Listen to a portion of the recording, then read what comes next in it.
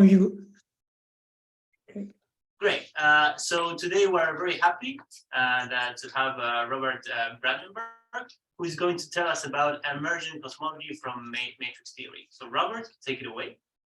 Great. So first of all, thanks a lot for the invitation to speak.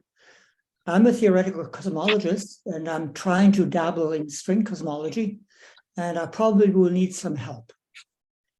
So, but I think I will have some important messages to convey to you on the cosmology side. So I think all of you know that inflation is the current paradigm of all universe cosmology.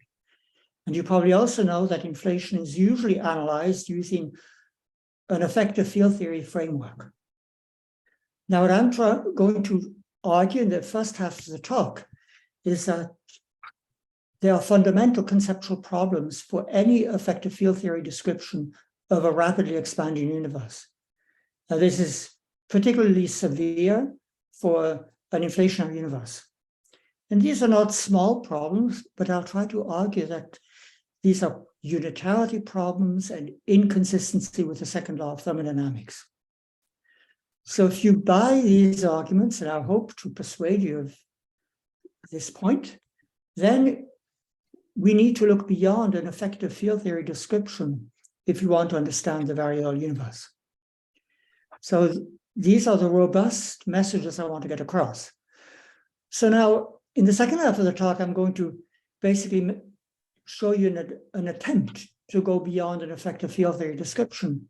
And I will discuss matrix theory cosmology. Specifically, I'll start with the BFSS matrix model, and I will view that as my fundamental starting point from which I want to get everything. Okay, so this is the outline. First, I'll try to persuade you of the conceptual problems that effective field theory descriptions of early universe cosmology face. And then the second part of the talk is going to show you that in order to agree with current observations, we do not need inflation. There are several scenarios which are in agreement with observations, not only inflation. So if inflation doesn't seem to arise from string theory, this is absolutely no problem. So these are sort of the robust points. And then I will turn to our recent work on trying to obtain space, time, and early universe cosmology from the matrix model. So that's the menu. Okay, so I will start with this space-time diagram. So the vertical axis is time. The horizontal axis is physical distance. And this space-time diagram is a space-time diagram of inflationary cosmology, the way it is usually treated using effective point-particle field theory. So the universe begins with a singularity, and then in the time interval between t sub I and t sub r, that's when the universe accelerates. And the way that I drew the space-time diagram, I assumed exponential expansion.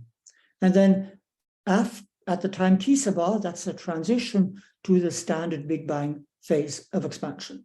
So this is a space-time diagram of inflation. And I have several length scales. So the first length scale, which is the dashed blue line, which I'm tracing out with my cursor, this is the horizon. And by horizon, I mean the forward light cone of some point on the initial Cauchy surface. So during the time interval when space expands exponentially, the horizon will also expand exponentially. Now, the second length scale is a local length scale. It's the Hubble radius. It's the solid blue curve. And the solid blue curve, it's the inverse expansion rate. So in the inflationary phase, when space expands exponentially, the Hubble radius is constant. So during inflation, you have an exponentially growing difference between horizon and Hubble radius. So you better not call the Hubble radius horizon, otherwise you can get rather confused. So now for cosmological observations, galaxies, microwave background anisotropies, we are interested in large scales, And on large scales, the fluctuations are linear, small amplitude perturbations, and you should visualize them as plane waves superimposed on the expanding background. And so the wavelength of these plane waves expands as space expands. And so the red curve is the wavelength of some mode of perturbations. And you see during the period when space expands exponentially, this wavelength expands exponentially. Okay, and the final length scale is the scale of ignorance, which is the string length or the Planck length. Okay, so now the reason why inflation is successful is that the horizon becomes exponentially larger than the Hubble radius, and we can hence causally explain the isotropy of the microwave background. Now, the second reason why inflation is successful is that scales that we observe today start out sub-Hubble at the beginning of inflation. And if we want to produce fluctuations in a locally causal way, note that I mentioned locally causal, not just causal, then fluctuations need to be sub-Hubble at some time in the beginning. So you see, if it were not for this purple line, inflation would be quite successful, because if inflation lasts long enough, then scales that we observe today start out sub-Hubble. The problem is that if inflation lasts only a little bit longer than it has to last in order to explain the isotropy of the microwave background, then scales that we observe today start out in this Trans-Planckian region of ignorance. And based on this, 20 years ago, Jerome Martin and myself, we coined the word Trans-Planckian problem for inflation, or Trans-Planckian window of opportunity. And it's a statement that if we really want to understand the origin of structure in inflation, then we necessarily have to go beyond point particle effective field theory. Now, based on this diagram, 3 years ago, Bedroya and Waffa postulated a censorship conjecture. They postulated that in no consistent effective field theory coming from a consistent UV theory, for example, string theory, Trans-Planckian modes can never exit the Hubble horizon. So mathematically, this means the following. So if we take the line element of a homogeneous isotropic universe, T is time, X are the co-moving coordinates, A of T is a scale factor, H of T is the Hubble expansion rate, the Hubble radius is the inverse of that.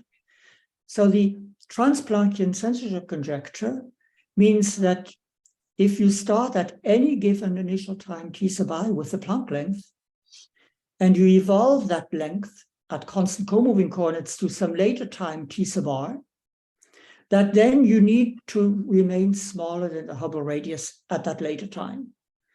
So this is the mathematical form of the Trans-Planckian censorship conjecture. Now, in standard Big Bang cosmology, the Hubble radius expands linearly, whereas the scale factor expands as 1/2 power of time or 2/3 powers of time. So this is trivially satisfied in standard Big Bang cosmology.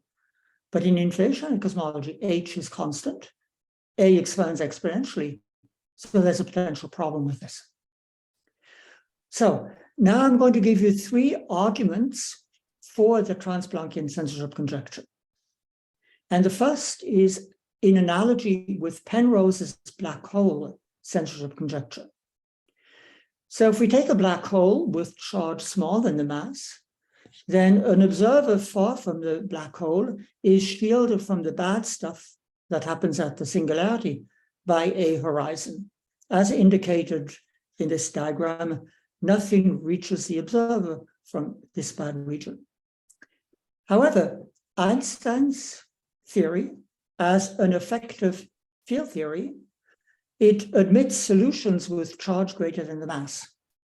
And for those solutions, the observer far away from the black hole is not shielded from the bad stuff that happens at the singularity.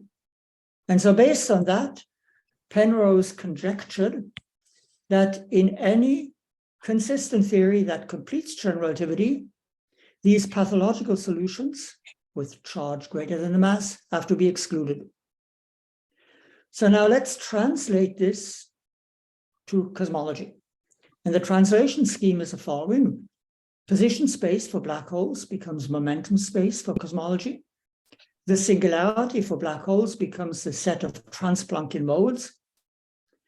The observer far away from the black hole is the cosmological observer measuring super Hubble modes. And I will replace the black hole horizon by the Hubble horizon. And so Penrose translated to cosmology is then the statement that an observer measuring only super Hubble modes must be shielded from the Trans-Planckian modes. Now, why do I take the Hubble horizon as a generalization of the black hole horizon? And I view this as a very conservative choice, and you are free to take a more radical choice. But the reason why I'm taking the Hubble horizon is that fluctuations only oscillate on sub-Hubble scales. Whereas once a fluctuation mode exits the Hubble radius, once the wavelength becomes larger than the Hubble radius, then the fluctuations freeze out, they become squeezed and classicalize. And so taking the Hubble horizon as the thing that generalizes the black hole horizon is just the statement that the classical region should be insensitive to the Trans-Planckian region. So this is the first justification for the TCC. Now, the second justification is a unitarity issue, and this has special relevance for UBC, because the first reference I know that discussed this issue is actually a paper out of UBC by Nathan Weiss, who used to be a professor in the physics department. And I don't know if you remember him, Mark, or maybe that even was before your time. So, yeah, probably overlapped. So anyway, now by effective field theory, I mean something very simple, maybe too simplistic. What I mean is we take all fields of the theory, we expand the fields in plane waves, co-moving plane waves, and we quantize each plane wave as a harmonic oscillator. Now, to avoid the Planck catastrophe, we have to introduce an ultraviolet cutoff, and the ultraviolet cutoff has to be at a fixed physical scale, not a fixed co-moving scale, because if we have a fixed co-moving scale, then eventually we have no physics left to be observed. So in an expanding universe, if you want to maintain a fixed physical ultraviolet cutoff, you have to continuously create modes, and this is extreme non-unitarity. And if you demand that the classical region be insensitive to the non-unitarity, then you precisely get the Trans-Planckian Censorship Conjecture. Now, a side remark which I'll come back to at the end of the talk is the following.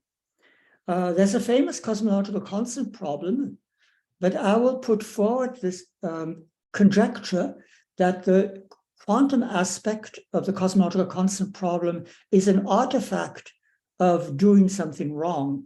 It's an artifact of using effective point particle field theory. So I'll come back to that at the very end.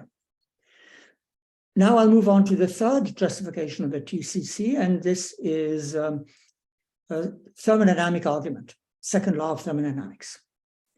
So I think all of you know that entanglement entropy is used all the time these days in black hole physics. You talk about entanglement between sub and super Hubble horizon stuff.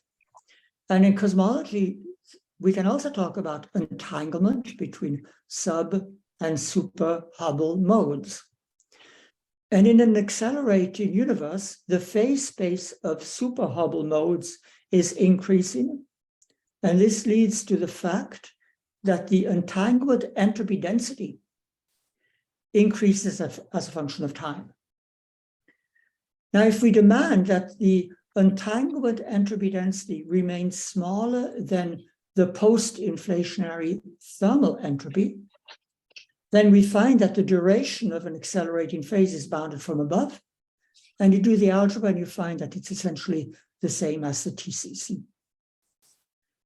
Okay, so these are three arguments to support the Trans-Planckian censorship conjecture. And note that none of these arguments specifically depend on string theory. These are all general arguments: unitarity, thermodynamics, and so on. Okay, so now what does that mean for inflation? So here's my space-time diagram for inflation. You've seen this one before. This is the inflationary phase between T sub I and T sub R. I drew it as exponential inflation so that the Hubble radius, which is this length scale here, which I'm pointing out, this is constant. So this is the inflationary phase, post-inflationary standard Big Bang phase of expansion. So the Trans-Planckian censorship conjecture sets an upper bound on the duration of inflation, because it says that the Planck length at the beginning of inflation cannot grow to more than the Hubble radius at the end of inflation. So here in this sketch, I drew the Trans-Planckian censorship conjecture to be marginally satisfied. Now, if inflation is to be successful at providing a mechanism for structure formation, then the current Hubble radius, this is a present time, this is a current Hubble radius, it has to emerge on sub-Hubble scales. Otherwise, we have no mechanism that explains the structure that we observe in the universe. That sets a lower bound on the duration of inflation. And in this sketch, I drew this lower bound also as marginally satisfied.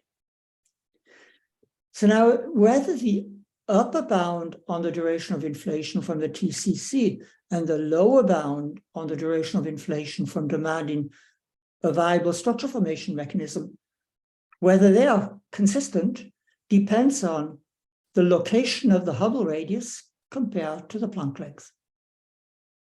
The lower the energy scale of inflation, the larger the Hubble radius relative to the Planck length, and the easier it is to satisfy both criteria. So let's do the math. This is the upper bound on the duration of inflation. This is the beginning of inflation, end of inflation. This is the lower bound on the duration of inflation, which comes from demanding that the present Hubble radius starts out at the beginning of inflation, smaller than the Hubble radius at the beginning of inflation. And trust me that if you plug in numbers, you find that this gives rise to an upper bound on the energy scale of inflation, which is this, which is about 5 orders of magnitude lower than what is usually used in inflationary models. If you want a low-scale model of inflation, you have to fine-tune your inflationary model in order to get the right amplitude of fluctuations. Now, if you have an inflationary model with this low energy scale, then the primordial gravitational waves which are induced are utterly, utterly negligible. So this famous R, so those of you who go to cosmology talks will know that R is the amplitude of the spectrum of gravitational waves divided by the amplitude of density perturbations.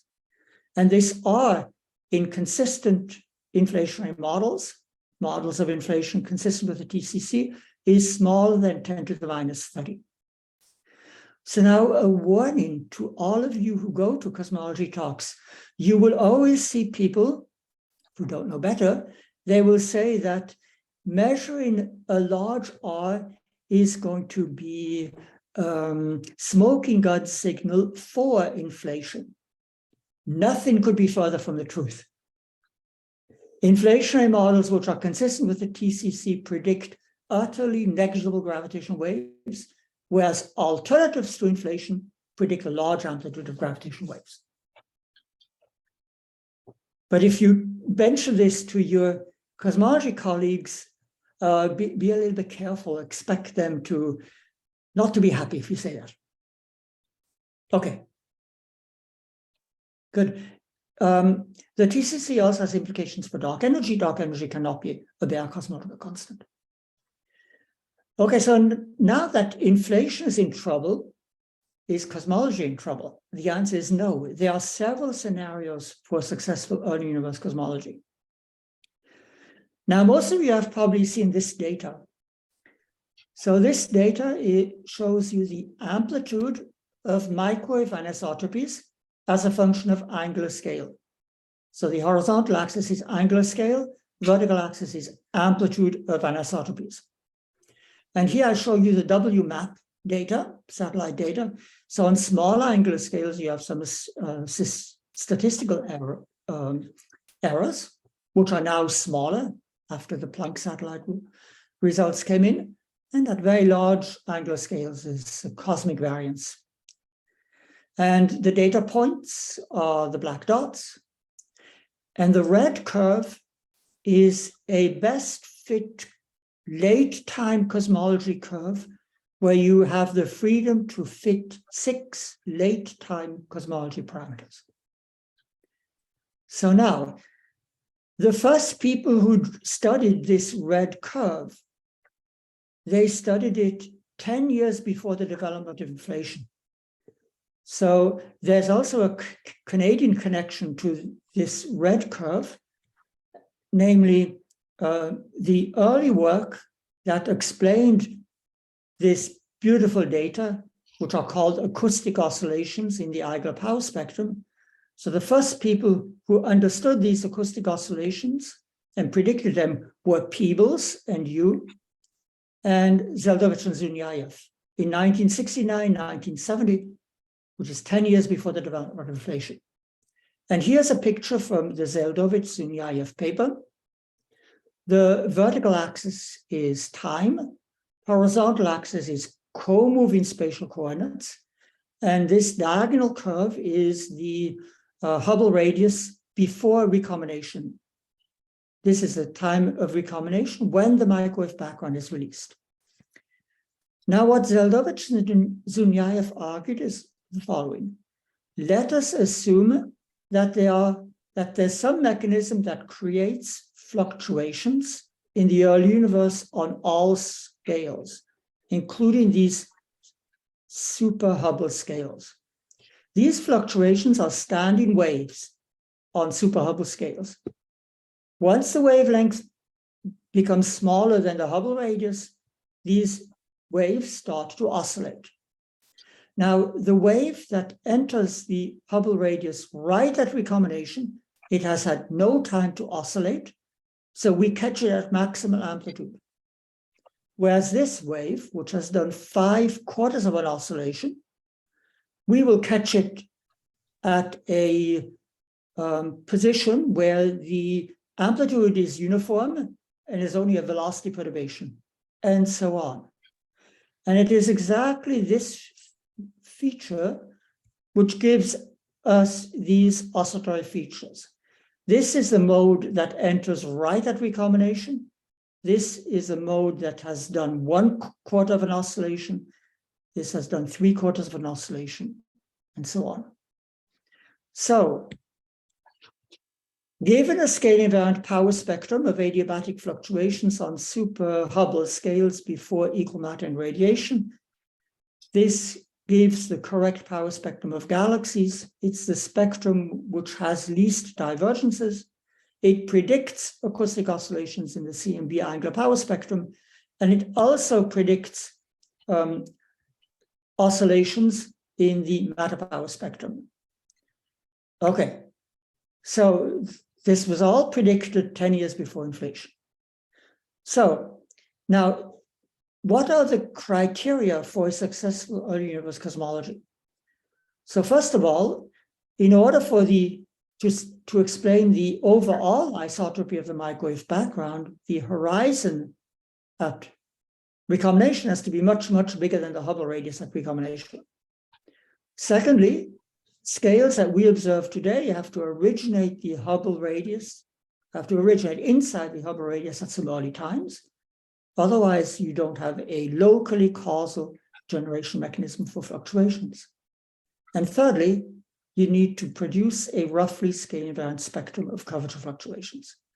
So any model which satisfies these 3 criteria will be consistent with the data. And now I will show you three scenarios in which these three criteria are satisfied. The first is inflation. This I showed you several times, and you see this period of inflation makes the horizon exponentially larger than the Hubble radius. Criterion 1 satisfied. I also showed you that if inflation is long enough, the Hubble radius, the current horizon originates inside the Hubble radius. Criterion 2 satisfied. Now, if you have exponential expansion, then the density is constant, and therefore the demon who produces density perturbations in this phase will produce them with equal amplitude, and therefore you get a scale-invariant spectrum of cosmological perturbations. This argument was first made by Bill Press. Okay, the second scenario in which you can satisfy all three criteria is a bouncing cosmology. So in a bouncing cosmology, you assume that you start out in a contracting phase, and then there's some new physics that cannot be described by point particle effective field theory, which gives you the transition to standard Big Bang expansion. So this is a scale factor, and this is the resulting space-time diagram. So time, space, the bounce point. Horizon is infinite because time runs from minus infinity to plus infinity. The Hubble radius is, I drew it here, I'm using to be concrete a symmetric bounce. In that case, the Hubble radius is symmetric.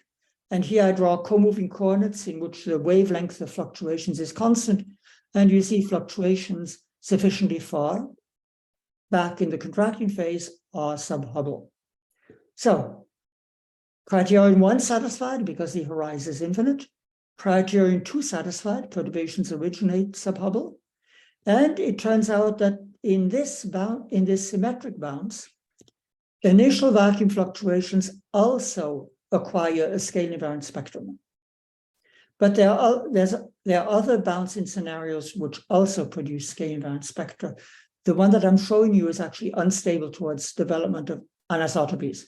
There's a BKL instability in this particular example. Whereas in my favorite bounce scenario, which is the ekpyrotic scenario, there is no BKL instability. Okay, but the scenario which will be important for me is the emergent scenario. And here I assume this time evolution of the scale factor. So I assume that there's an emergent phase, which I will model as constant scale factor. And then there's a phase transition to the standard Big Bang phase of expansion. So this is assumption. And this is a resulting space-time diagram. So again, time, space, here I draw physical coordinates. And you see my emergent phase is infinite. It goes infinitely back into the past, so the horizon is infinite. And the Hubble H is 0 in the emergent phase, so the Hubble radius is infinite. So you see that the first two criteria are trivially satisfied. And now what will be important for string theory is the following. If you start out with thermal fluctuations in the emergent phase, which have holographic scaling, and this is where string theory enters, the holographic scaling of the thermal fluctuations, then the fluctuations that emerge are scale invariant, both for cosmological perturbations and gravitational waves. Okay. Good. Now, a side remark. Bouncing cosmologies and emergent cosmologies are consistent with a TCC as long as the energy scale of the bounce or the energy scale of the emergent phase is lower than the Planck scale. And it is only the poor inflationary scenario which has trouble with the TCC. But all early universe scenarios require going beyond point particle effective field theory. Okay, so now I'm going to give you a toy model example of an emergent scenario coming from string theory before going to the BFSS matrix model. Because the calculations that we did in this toy model will be very similar to certain calculations we are doing in the BFSS matrix model. So this toy model is string gas cosmology, which Waffa and I developed back in 1989. And the idea that we started with is we said, let's do the same thing that gives rise to standard Big Bang cosmology in the context of point particles. And let's do the same thing, but we replace point particles by fundamental strings. So we take matter to be a gas of fundamental strings, and we assume that space is a 9-dimensional torus with all spatial dimensions equal in size. And what we want to do is we want to make use of the new degrees of freedom and the new symmetries that differentiate strings from point particles. So now strings have oscillatory modes, and based on the fact that strings have oscillatory modes, a thermal gas of strings has a maximal temperature, unlike a thermal gas of point particles. And if space is compact, then because of the existence of string winding modes, there's a new symmetry, namely T-duality symmetry, which says that physics at large radii is equivalent to physics at small radii. So the energy of the momentum modes, point particle modes, is quantized in units of 1/r. Energy of winding modes is quantized in units of r. So obviously, if you exchange r with 1/r in string units, and you exchange n and m, then the mass spectrum of string states is unchanged. I'm told that this is a symmetry of string vertex operators. And if you postulate that this is a symmetry at the non-perturbative level, then you get existence of d-branes. Okay, so now if you take this box of strings with a box with radius r, and you plot the temperature of this gas as a function of r, then you get this bell-shaped curve. So you start with a big box, you compress it. First, the temperature rises because the momentum modes become more energetic, but eventually the density becomes so high that you start producing the oscillatory modes. The temperature increase levels off, and once you get below r equals 1 in string units, the energy can flow into the winding modes and the temperature decreases. Now this plateau region, the length of this is proportional to the entropy of a system. So if you start with a system with a lot of entropy, then this is a very long plateau. And heuristically, it makes sense to assume that if you take as your initial conditions a state, a hot string gas state, that then you will live there quasi-statically for a long time. We assume this. We don't have equations to show this. So this is our model. We start in the Hagedorn phase, the temperature of the string gas close to the maximal temperature. And then eventually the winding modes can annihilate into string loops. String loops is radiation. And this annihilation of string winding modes triggers this phase transition from the Hagedorn state to the standard Big Bang phase of expansion. And this transition only liberates 3 dimensions of space because strings cannot intersect in more than 4 space-time dimensions. So here we have a mechanism that leads you to spontaneous symmetry breaking. SO9 becomes SO6 cross SO3. And you will see this arising again in the matrix model. Okay, so this is the toy model that gives us this space-time diagram. And now what we want to do is we want to compute density perturbations and gravitational waves in this toy model. And obviously the Hagedorn phase is a thermal, very hot state. Vacuum fluctuations are irrelevant. Thermal fluctuations are dominant. To compute the thermal fluctuations, we need the partition function of the string gas.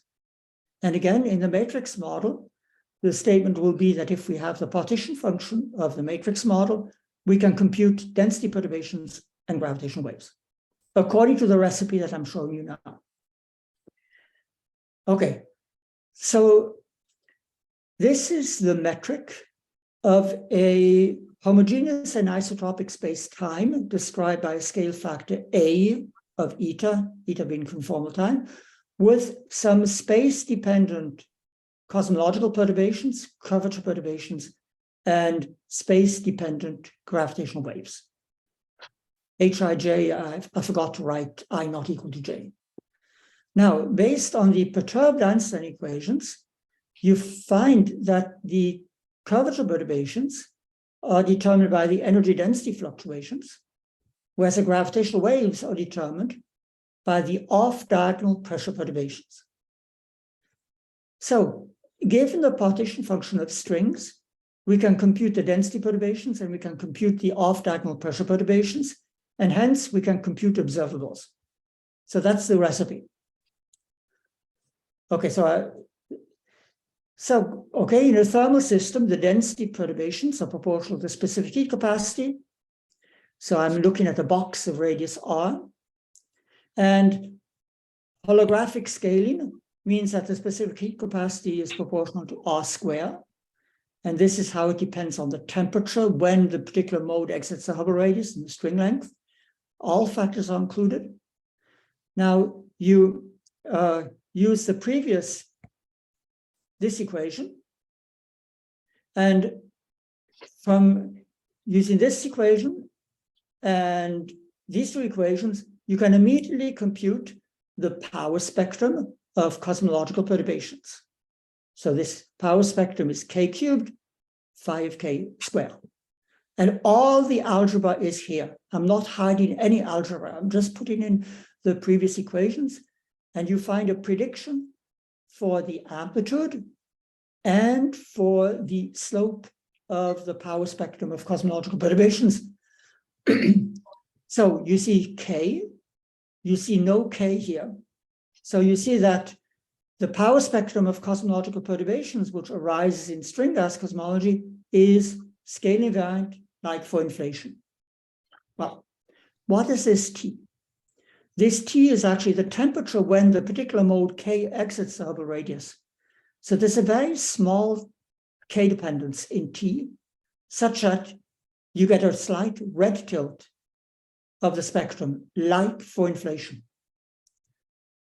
So without cheating, you get amplitude and slope of the power spectrum of cosmological perturbations.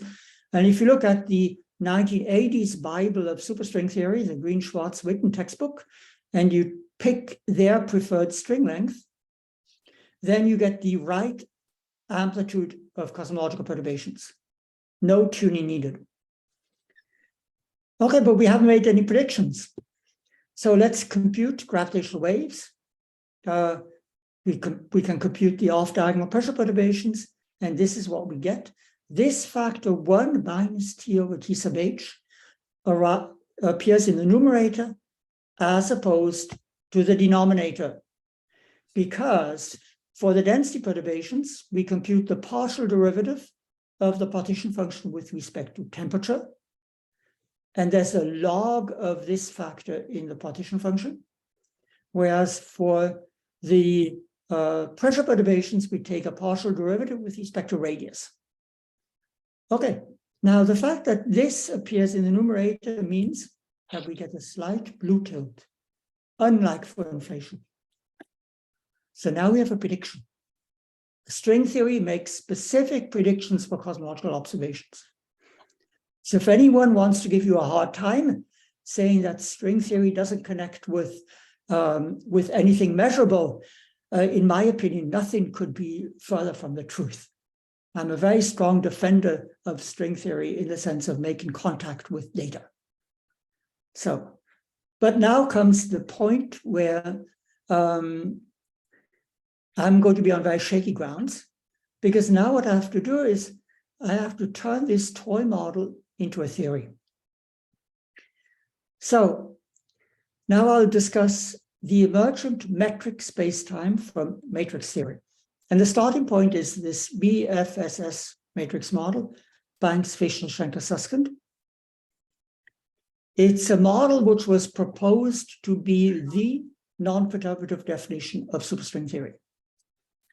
So it's a model, it's a quantum mechanical model of 10 n by n Hermitian matrices. There's no space, no singularities.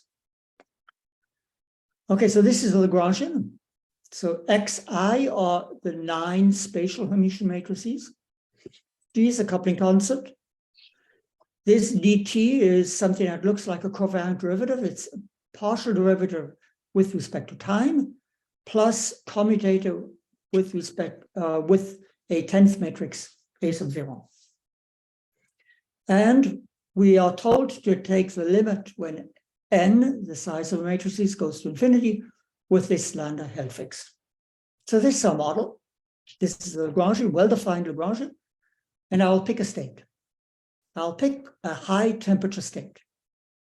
Now, in a high temperature state, if we take the bosonic part of the BFSS action, then it is equal to the bosonic part of another matrix model, namely the IKKT matrix model, plus corrections which are of the order 1 over temperature. And the way that this works is the following. We expand the time-dependent matrices in Matsubara frequencies. And for high temperatures, it turns out that it is the small n equal to 0 mode which dominate, the A sub I.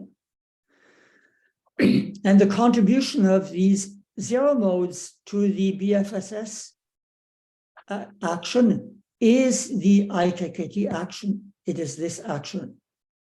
And here I've also added the IKKT fermions. So the 0 modes of the BFSS matrix model are described by this action and by this partition function. And I'm going to use these 0 modes to construct space and time. Because I have no space, and since I work in a finite temperature, high temperature state, there's no time evolution from the BFSS time perspective. Okay. So these are Hermitian matrices, and I can always diagonalize one of these matrices, and I diagonalize A sub 0, and the eigenvalues of A sub 0, they become emergent time. So I work in a base, I use one fact that has been established in numerical simulations of the IKKT matrix model, namely this relationship here. So the expectation value of the trace of A naught square, 1 over n of that, is proportional to a small constant times n. And this implies that the maximal temporal eigenvalue scales as square root of capital N. And this implies that the difference between eigenvalues scales as 1 over square root of capital N. And this implies that in the limit n going to infinity, you get continuous infinite time emerging. And the temporal eigenvalues are symmetric about 0. And so the time is infinite, not just in the past, in the future, but also in the past. So you get a timeline which looks a lot like a bouncing or an emergent cosmology. This is emergent time. Okay, so now let's look. We continue to work in this basis, and we look at the spatial matrices, and we look at how the expectation values of off-diagonal elements of the spatial matrices, how they scale when you go away from the diagonal. And now using the Riemann-Lebesgue lemma, in the Minkowski version of the IKKT model, you can show that these off-diagonal matrix elements decay when you go this far away from the diagonal. NC scales as square root of capital N. And so the third line and the fifth line, this we have analytic control over. We don't have analytic control over the fourth line. The fourth line is what is established numerically in the reference which I gave on top. Okay, so this is what happens to spatial matrices. Now, okay, so now let's do the following. Now I'm going to give you a prescription for defining emergent space at a particular time. So what I'm doing is the following. I'm going to say, let's fix a particular time. Here, I point to it in the A0 matrix, and I will go the corresponding distance down the spatial diagonal, and I will construct a submatrix. small n by small n submatrix with the center at the position corresponding to the time. This is also not our suggestion. This is what Nishimura and his collaborators are doing. So this defines time-dependent submatrices AI bar. Once you define those, you can take the expectation value, and Nishimura and collaborators define these expectation values as extent of space parameter. And they observed that in this thermal state, there is spontaneous symmetry breaking. SO9 breaks to SO6 cross SO3. And it is precisely 3 of these extent of space parameters which become large. The other 6 remain small. Okay, so this has been observed numerically. It's been confirmed with Gaussian expansion methods, but the physical reason was never elucidated. But it's absolutely clear to me that the physical reason for this phase transition is precisely the same mechanism that works in string gas cosmology. We just haven't worked it out yet. But this is my next goal. Okay, so now the proposal is the following. Can I ask a question? Sorry. Yeah. Let's see. I'm a little bit confused about exactly what thermal state they're looking at. If you take the thermal state of the supersymmetric BFSS model, then that is understood to be dual to some black hole in type 2A string theory, which preserves the symmetry. No, this is the thermal state of the IKK. This is in the IKKT model. I this see. phase transition. Okay. So what I'm doing is I'm starting in the thermal state of BFSS, high temperature state, and I'm looking at this the action for the zero modes. Mm-hmm. And then I'm using the IKKT work to tell me what the expectation values of these zero mode operators do. I see. Okay. Good. But now I'm going to I'll go further. What I'm going to do is I'm going to define the n sub I. I'm going to let the size of the submatrices vary from 0 to n sub c. And I will define the n sub I as co-moving coordinates. Well, I'm free to define any co-moving coordinates I want. This is how I define the co-moving coordinates. And then I will define the physical length of a curve along the I-axis between ni equals 0 and ni, like the extent of space parameters in terms of this expectation value. This is physical length. This is co-moving coordinates. Once I have physical length of a curve, co-moving coordinates, I can immediately get the metric. So this is a prescription to get the I component of the metric along a particular axis. And using the property of the off-diagonal elements, which goes into here, you find that the metric that emerges is independent of n sub I. Meaning, the metric that emerges is spatially flat. You use SO3 symmetry, and you get precisely the metric of a isotropic homogeneous universe. So I've given you a prescription for emergent time, emergent space, an emergent metric, and the metric that emerges is spatially flat. Space that emerges is infinite, time that emerges is infinite. No need for inflation to solve any of the cosmological problems. In addition, we have no singularity. Okay, so I'm almost out of time, but this last part won't take long because it's an imitation of what we did for string gas cosmology. So, except for this one slide, once the 3 dimensions become large, then the evolution of the extent of space parameter in those directions can be obtained by solving the classical matrix equations. And this is what you get if you only have the bosonic sector.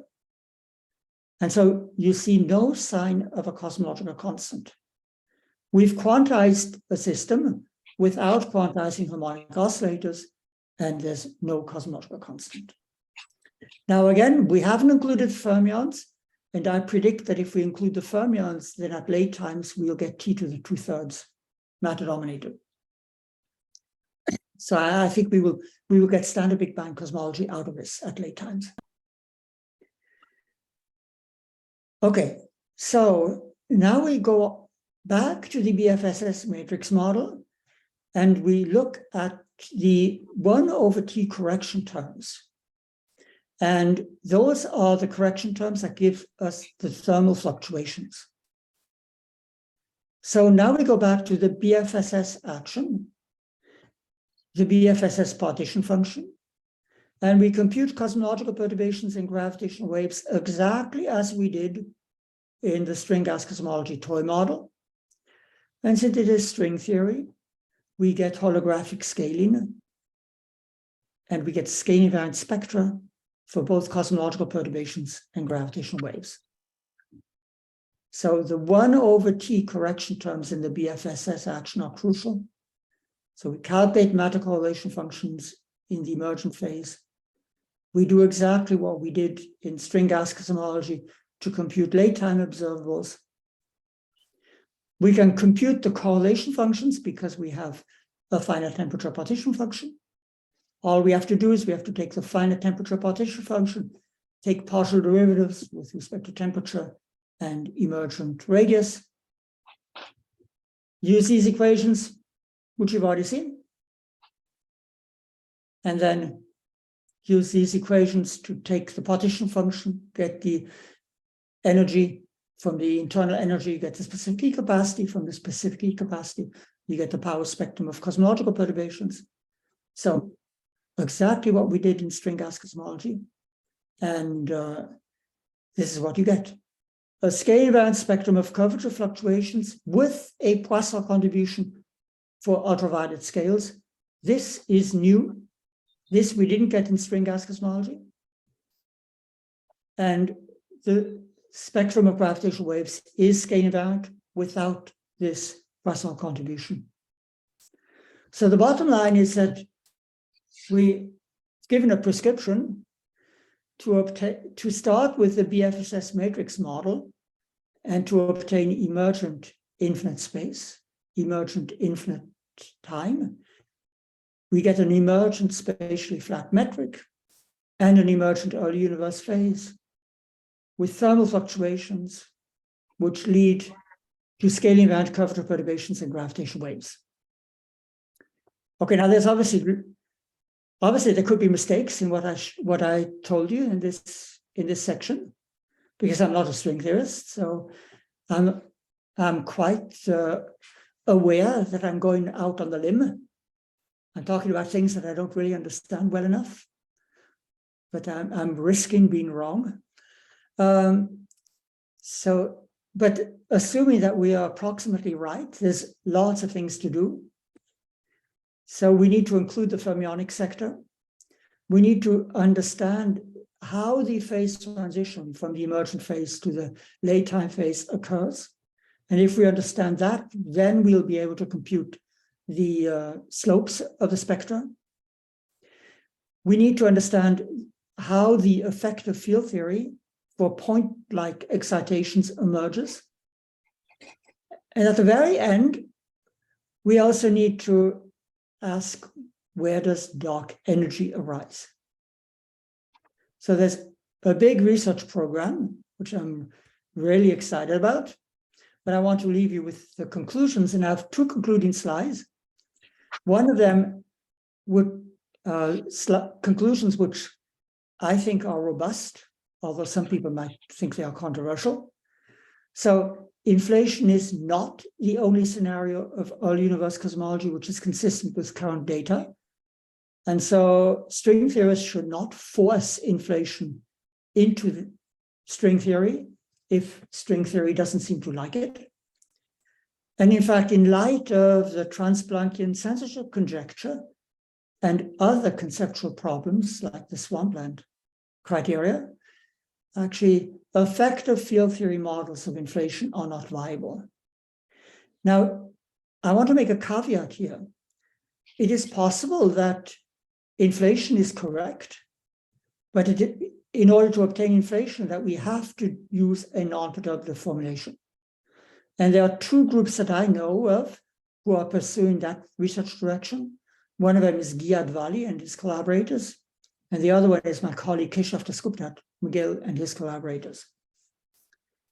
So now, in light of the Trans-Planckian Censorship Conjecture, dark energy cannot be a cosmological constant. So the fact that string theory doesn't seem to like positive cosmological constant, that's no problem whatsoever.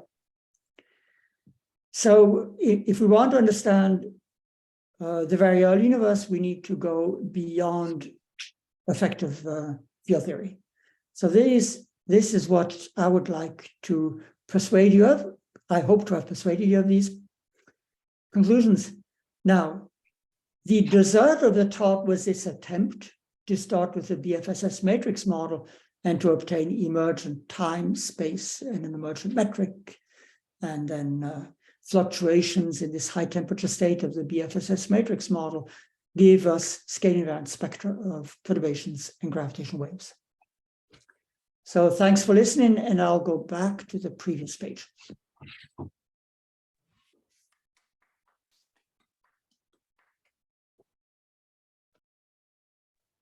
Thank you, Robert, for a very nice talk.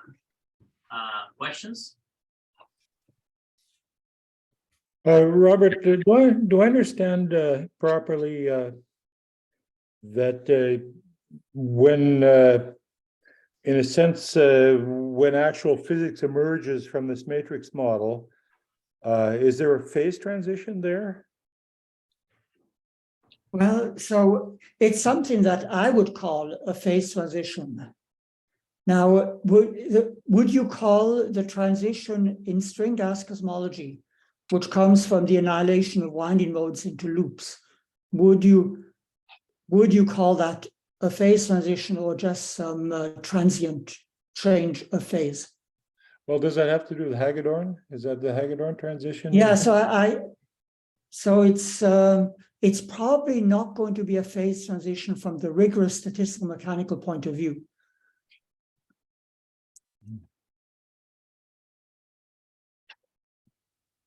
Okay. I actually forgot that there's a first order phase transition, second order phase transition, and then there's something else. Go ahead and remind me of. Well, Hagedorn is usually Hagedorn usually doesn't exist, right? Once strings interact, it's replaced by a first order phase transition. But here it's not going to be first order.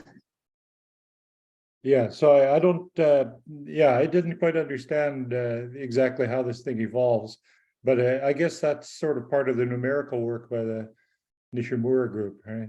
That's right. They are studying this numerically, and they see all of their curves continuous as a function of this emergent time. They see all the nine extent of space parameters start out the same, modulo small fluctuations, and then after some time they start to diverge. Yeah, okay, fair enough. I guess want to think a little more about what they did. Just to follow up on Mark's question, because what Mark asked is that the high temperature phase of such a matrix model is often used to model a black hole. And that's sort of true, because the thing that replaces the Hagedorn transition is usually collapsed to a black hole. And that's a first order transition rather than Hagedorn, which looks naively, well, I don't know if it's really second order, but in any case, this first order transition happens before the Hagedorn temperature as you heat the system up. Right, but we call that in this BFSS matrix model, there's no space, it's just time. So what do you mean by a black hole in that context? Well, there is an emergent space, isn't there? Because the matrices do represent fuzzy dimensions of some sort. Yeah, and that's what I was getting. And you see, when you mentioned fuzzy, these 6 dimensions which remain small, they remain fuzzy. And the fuzziness in the 3 dimensions is then suppressed because they get large. They get effectively smooth. Yeah, they become semi-classical. Yeah, exactly. Yeah. Okay. Anyway, thank you for the nice seminar. By the way, it's really interesting. Yeah, it's good to see you again, Ron, even though it's long distance. Yeah. Well, I seem to see everybody that way these days. So I just had a question about kind of the relation between your this newer proposal and the previous various proposals about cosmology that you referred to, the Japanese group where they were looking at, I guess, just the IKKT and these submatrices. And I feel like I've seen maybe a couple of different versions of of proposals from that group, but I wonder if you could kind of clarify what the differences are. So, well, the key new thing that we did is we computed fluctuations. Okay. We don't just have extent of space parameter, Right. We actually have emergent space. I see. Now, since there is actually other work on the IKKT model, which also has a UBC component. I don't know if Joanna is online, but Joanna actually has papers with Harold Steinacker. And what they do is they are looking at the realization. Hi, Joanna, you're here. They are looking at a realization of the matrix algebra on some background space which they pick. And what we want to do is we don't want to just pick a background space by hand, but we want to get everything to emerge from the matrices.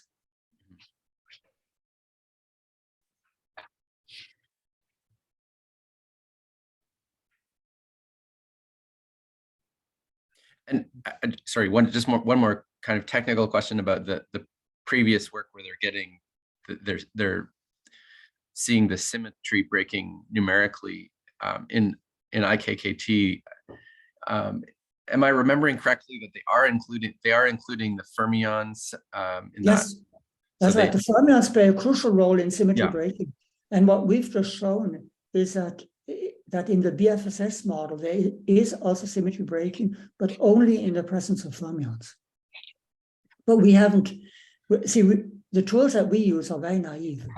We don't use any numerical tools. So we have not been able to show that in the BFSS model, the symmetry breaking goes to SO3 cross SO6. We've just been able to show that SO9 is not, that a symmetry breaking is preferred.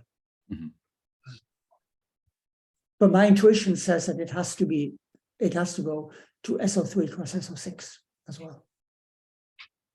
So I'm using the string gas cosmology intuition. Just to follow up on this, in the IKKT, is there some understanding or intuition for the particular pattern of symmetry breaking that you observe? Okay, so in the literature, there is none.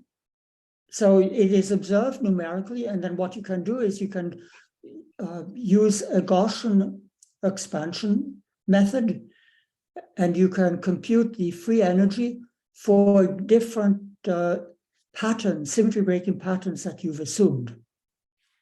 And you can compute those free energies numerically. And doing that, you can find that indeed, for IKKT, the SO3 cross SO6 is energetically preferred compared to, for example, SO4 cross SO5. Now My conjecture is that the fundamental strings in the IKKT model are solitons, solitonic excitations of the matrices, and in order to four dimensions to become large, you have to get rid of winding solitons, and that this will pick out three dimensions as the number of dimensions of space that can become large. This is my intuition, and this is what we are. This is the plan to show this. Okay, thanks.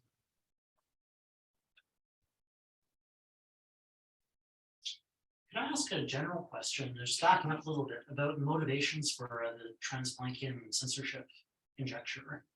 Yeah. So just regarding the first motivation you gave us, so to paraphrase and condense, is that we'd like to shield the classical sector, these very, very large wavelength super horizon scales, from the Trans-Planckian sector, which is in a legal place from the point of view of effective field theory. But then given though that in all the alternatives we're going to end up going beyond effective field theory anyways, considering scenarios that go beyond effective field theory at the end of the day, is there a reason why it's then still, why it would remain impalatable to say that, well, okay, what if we did have inflation, but it just means that the absolute largest scales are just going to see whatever new physicists are picking in this Trans-Planckian regime? Okay, now unfortunately you cut out a little bit, so I couldn't get everything that you said. So I think if I understood right, you're asking if you manage to get inflation in not from effective field theory, how does that relate with the TCC argument? Yeah, or is it just, or is there some reason why it's still impalatable to modify effective field theory to say that, okay, well, there is the largest modes see these Trans-Planckian physics, but just it's seeing this physics that's come out as a result of modifying the FT formalism. Right. So you see, if you do have a theory that you trust on all length scales, then there's no Trans-Planckian problem. That's the Trans-Planckian window of opportunity. So actually, let me go back to here, this slide. So here the title was Trans-Planckian problem, but you could also say that based on this graph, if there was inflation, then we have a Trans-Planckian window of opportunity, namely the Planck scale physics. If you understand it, it will make predictions for cosmological observations. And this is the thing that I'm using in string-gas cosmology and now in matrix cosmology. I have a theory which I trust on all scales. It just happens not to give inflation. But if you manage to get inflation from some non-perturbative theory, then indeed, then there's no problem with this diagram, and you have to replace problem by window of opportunity. Now, I know that in the work of Keshav Dasgupta and collaborators, they managed to get a transitory inflationary phase from a coherent state of string theory, but its time duration is in agreement with the TCC. Yeah, no, thanks. I better appreciate your first point.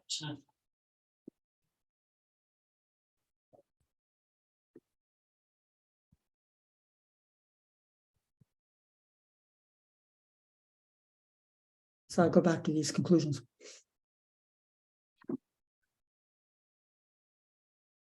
Okay, we have no further questions. Let's thank Robert again. Yeah, so thanks again for giving me the chance to speak. That's something I'm very excited about. And if you think I'm all wrong, please email me.